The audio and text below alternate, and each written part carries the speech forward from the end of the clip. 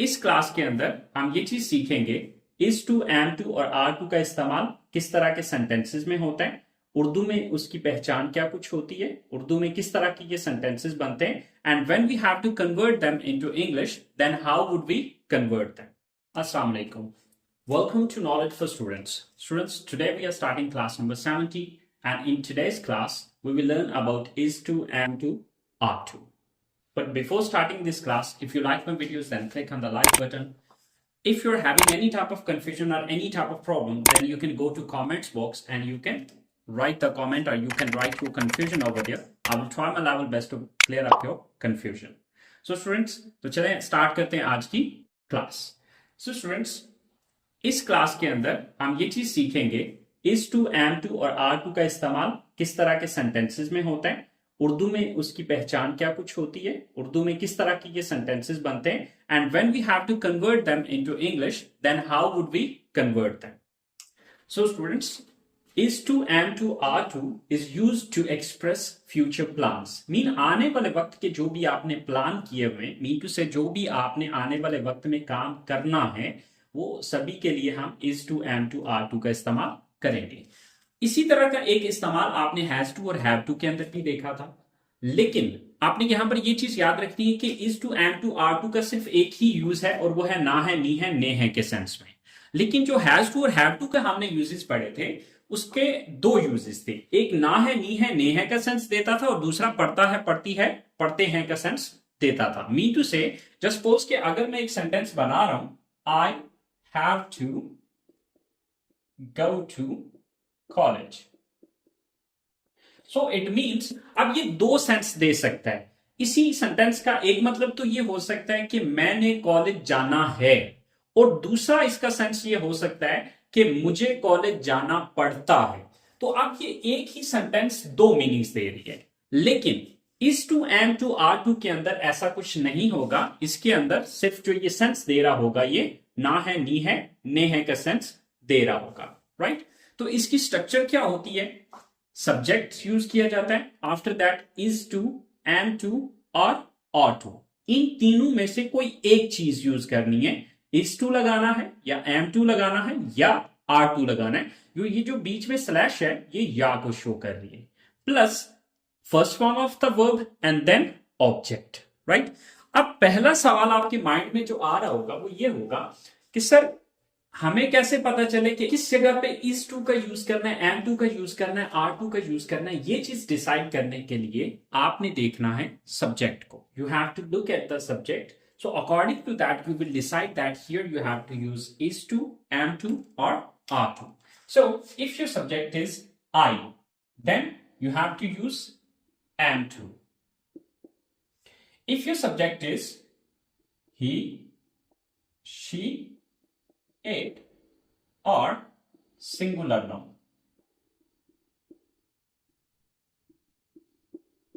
then you have to use is to. And if your subject is we, you, they or plural noun, so then use are to. Okay? So अब he, she, it ये कहानी तो समझ आ गई होगी. We, you, दे ये कहानी भी समझ आ गई होगी, लेकिन कंफ्यूजन आ रहा होगा singular noun and plural noun पे. तो याद रखिए कि सिंगुलर नाउन का मतलब है एक नाम, सिंगल नेम. राइट? प्लूरल मतलब जमा, सो जमा नाम, मतलब दो या दो से ज्यादा नाम होंगे तो उस सिचुएशन में आपने आर टू का यूज करना है. तो चलें अब कुछ एग्जांपल्स हमारे पास दी हुई हैं, हम उन एग्जांपल्स को देख लेते हैं कि हमें इन स्टेटमेंट्स को उर्दू में जो लिखी हुई है हमने इनको इंग्लिश में जब हम कन्वर्ट करेंगे तो किस तरीके से हम इनको लेके चलेंगे. So my first statement is मैंने खाना खाना है. Right? So first of all subject. So who is the subject here? I. Then with I, am to, so am to. I am to. Then first form of the verb. So what is the verb here? खाना खाना. अब खाना खाना के लिए आप जो है वो टेक का वर्ड लगा सकते हैं, आप ईट का वर्ड लगा सकते हैं, या फिर आप हैव का वर्ड लगा सकते हैं. इन तीनों में से कुछ भी लगा सकते हैं. So I am using here eat. I am to eat. क्या खाना है? खाना, फूड. आप फूड लगा लीजिए या मील लगा लीजिए, बातें की है. So I am to eat food या I am to have food या I am to take food. Next statement है मेरे पास, नजमा ने कपड़े धोने हैं. So who is the subject here? So subject is Najma. So first of all Najma. After that is to, am to और are to. अब चूंकि नजमा एक सिंगुलर नाउन है तो यहां पर इज टू का यूज होगा. So Najma is to. Then what does she do? वो करती क्या है या उसने करना क्या है? सो उसने करना है कपड़े धोने. So she is to wash. She is to wash. क्या धोना है? कपड़े धो, clothes. She is to wash clothes. Right. उसने दुकान खोलनी है, यानी कि वो कोई लड़का है जिसने दुकान खोलनी है. सो who is the subject? He. So with he as well, we have to use is to. He is to. Then verb, first form of the verb. तो काम क्या करना उसने? खोलने. Open. He is to open. क्या चीज खोलनी है? ऑब्जेक्ट क्या है? Shop. The shop. He is to open the shop. उसने दुकान खोलनी है. The next statement is मैंने बस से जाना है. Right? अब ये काम किसने करना है? Who is the subject? I. So with I, we have to use am to. I am to. Then what is the verb here? काम क्या करना है मैंने? जाना है. So what's the English of जाना? Go. I am to go. कैसे जाना है? बस से. So by bus. So I am to go by bus. मैंने बस से जाना है. The last statement is हमने पढ़ाना है. So who is the subject here? हम, we. Then is to, am to और are to. So अगर सब्जेक्ट हमारे पास we होता है तो then are to यूज होता है. So here we have to use are to. We are to. क्या करना है? पढ़ाना है. We are to teach. We are to teach. तो इस तरह से हजारों के हिसाब से स्टेटमेंट्स बनती हैं. तो एक बात यहां पर याद रखनी है कि आप चाहे ये statement is to, am to, are to के साथ बनाएं, चाहे आप ये स्टेटमेंट जो है वो has to और have to के साथ बनाएं. Choice is yours. लेकिन has to और have to का जो यूज किया जाता है वो दो पर्पसेस के लिए यूज होता है. एक होता है ना है, नी है, ने है के लिए, और दूसरा होता है पढ़ती है, पढ़ता है, पढ़ते हैं के सेंस में. लेकिन is to, am to, are to का जो यूज किया जाता है वो सिर्फ ना है, नी है, ने है के लिए किया जाता है. तो चले अब हम समझते हैं कि हमने इनके नेगेटिव स्टेटमेंट्स किस तरह से बनाने होते हैं. तो जैसे कि स्टूडेंट्स आप देख सकते हैं कि यहां पे ये जो स्टेटमेंट है इसके अंदर हमारे पास इज, एम, आर मौजूद है. तो हमने सिंपली क्या करना है कि इज, एम, आर के बाद नॉट लगा देना है. ओके. सो यहां पर इसके बाद, एम के बाद, आर के बाद नॉट लगाएंगे और उसके बाद हम टू लगा देंगे आगे, और बाकी स्टेटमेंट एग्जैक्टली सेम वैसी की वैसी ही रहेगी. तो चलें देखते हैं इसकी कुछ नेगेटिव सेंटेंसेस को. So students, here is the structure of negative statements. So in negative statements, first of all we have to write subject. After that is, am, or are. After that not. After that to, and then first form of the verb, and then object. हमने यहां पर difference सिर्फ इतना किया है कि is, am, are के बाद हमने not put किया है. उसके बाद बाकी सारी की सारी स्टेटमेंट बिल्कुल वैसे की वैसी है जैसे कि हमने पॉजिटिव स्टेटमेंट्स बनाई. So let's make it into negative sentences. So my first negative sentence is उसने आज क्लास नहीं लेनी है. So first of all, I have to write here subject. So who is the subject here? It can be he or she. यहां पर he भी हो सकता है, she भी हो सकती है, क्योंकि आप इस स्टेटमेंट से ये कंफर्म नहीं हो रहा कि जो जिसने क्लास लेनी है वो लड़का है या लड़की है. तो चले हम दोनों ही लिख लेते हैं. So he or she.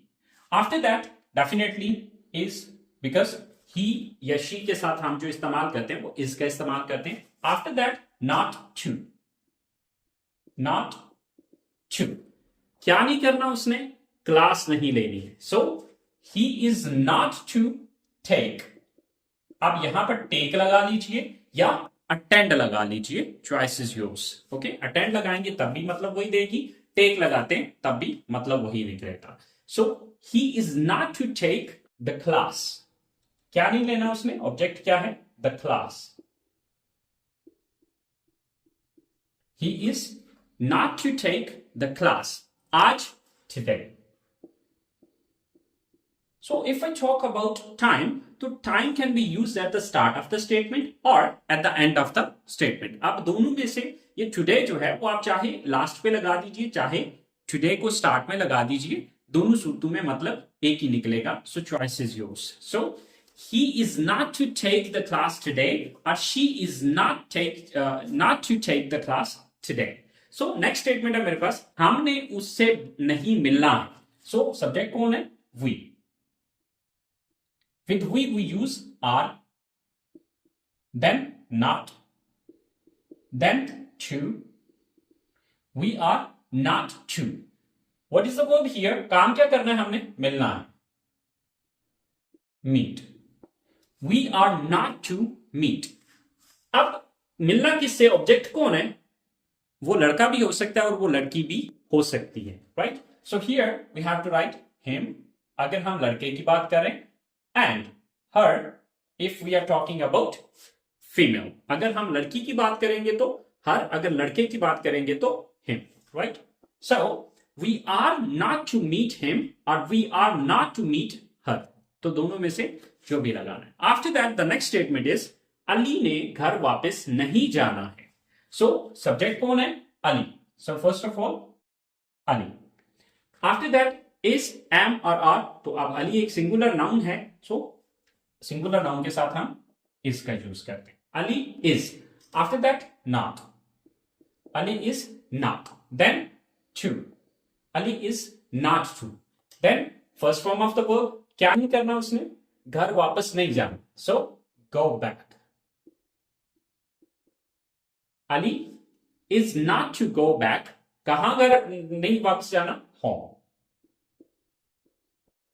Ali is not to go back home. Ali ने घर वापस नहीं जाना है. Last statement is, आपने बिल अदा नहीं करना है. So who is the subject here? You. Are. So with you we use are. You are. Then not to. You are not to. After that what is the verb? क्या नहीं करना है उसने? अदा नहीं करना है. So अदा करना की इंग्लिश क्या है? Pay. You are not to pay. क्या नहीं अदा करना? Bill. The bill. You are not to pay the bill. आपने बिल अदा नहीं करना. तो इस तरह के नेगेटिव सेंटेंसेस जब भी आपने बनाना है, सिंपली आपने क्या करना है? इज एम आर के बाद नॉट लगा देना. सो अगर आपने मेरी पिछली क्लासेस अटेंड की हैं तो आपको याद होगा कि जो बंदा नेगेटिव सेंटेंसेस बना सकता है उस बंदे के लिए इंट्रोगेटिव सेंटेंसेस बनाना कोई इशू नहीं है. क्योंकि आपको पता है कि जब हम किसी भी सेंटेंस का नेगेटिव बनाते हैं तो जिस लफ्ज के बाद हम नॉट लगाते हैं उसी लफ्ज को उठा के हम सब्जेक्ट से पहले ले आएंगे तो वो हमारा सिंपल इंट्रोगेटिव सेंटेंस बन जाएगा. Right?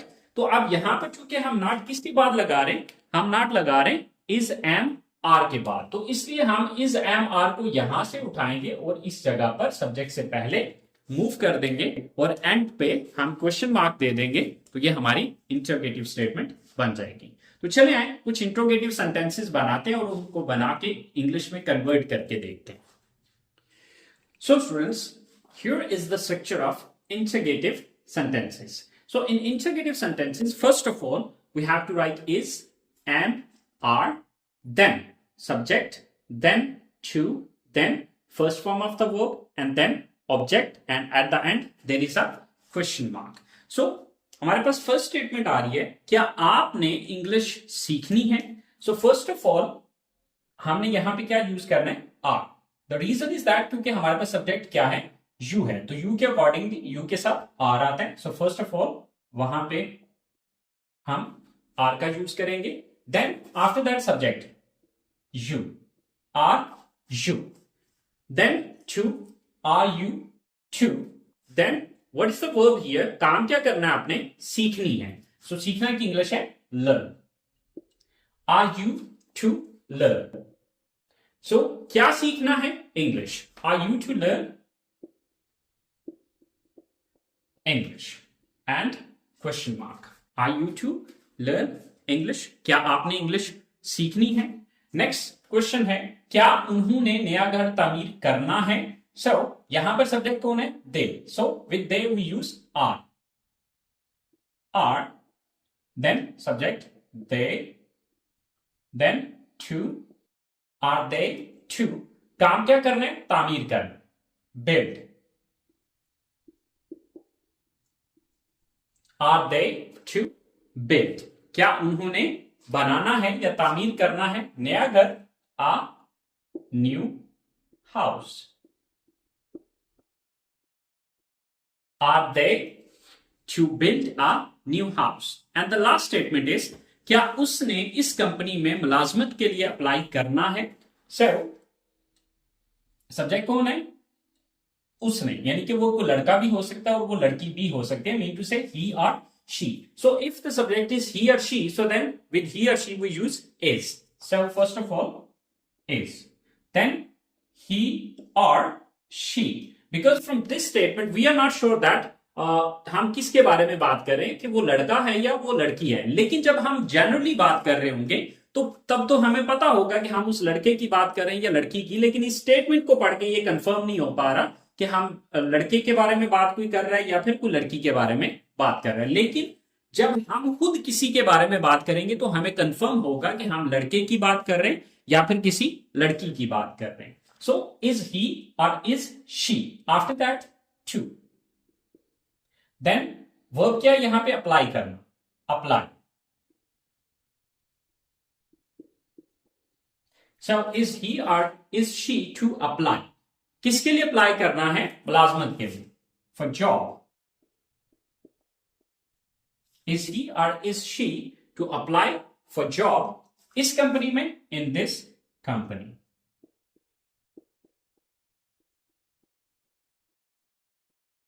right? So in this way you can make thousands of sentences, just you need to learn about this structure, and if you've got the vocabulary, so by using this structure you can make thousands of sentences here, right? तो just यहां पर मैं short सी statement या थोड़ी सी statements इसलिए बनाता हूं ताकि आपको सिर्फ क्राइटेरिया समझाया जा सके, राइट? तो अगर आपको क्राइटेरिया समझ आ जाता है तो आप इस क्राइटेरिया को यूज करते हुए, अगर आपके पास वोकैबुलरी मौजूद है तो आप इस स्ट्रक्चर का इस्तेमाल करते हुए थाउजेंड्स ऑफ सेंटेंसेस खुद से बना सकते हैं, राइट? तो आई होप सो कि आपको इस क्लास में कुछ सीखने को मिला होगा और आपकी इंप्रूवमेंट में ये चीज आपको हेल्प करेगी।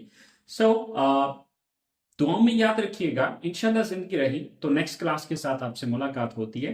अल्लाह हाफिज।